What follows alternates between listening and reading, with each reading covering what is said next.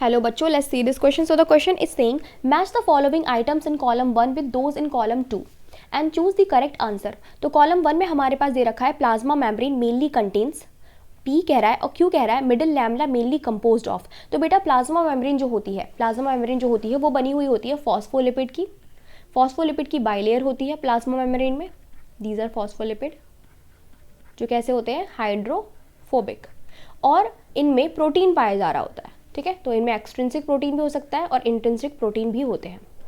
साथ साथ में प्लाज्मा मेम्ब्रेन में थोड़ा थोड़ा अमाउंट पाया जाता है कोलेस्ट्रॉल का एंड ग्लूकोज कार्बोहाइड्रेट का. ठीक है, so we have plasma membrane mainly consist of hemicellulose नहीं, कैल्शियम पैक्टेट नहीं, प्रोटीनेशियस फिलामेंट नहीं, proteins embedded in phospholipid bilayer. तो यस, पी का क्या हो जाना चाहिए, पी का हो जाना चाहिए 4th.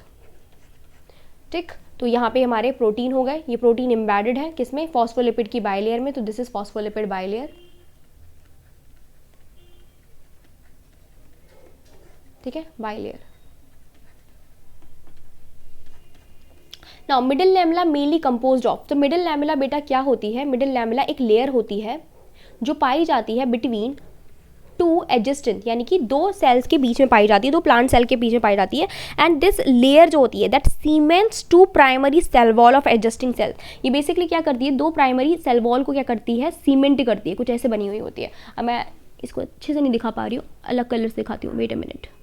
तो यहाँ पे पाई जा रही होती है बेसिकली प्राइमरी सेल वॉल को क्या कर रही होती है, सीमेंट कर रही होती है दो एडजेस्टेंट सेल वॉल की. तो this is known as middle lamella.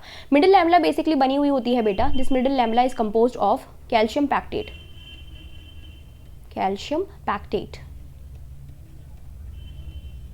So the right answer is Q के लिए हो जाएगा सेकंड. क्यू के लिए क्या हो जाएगा, सेकंड. सो पी का 4th, क्यू का सेकंड, सी, यानी कि C is the right answer. I hope आपको समझ में आया होगा. Best of luck.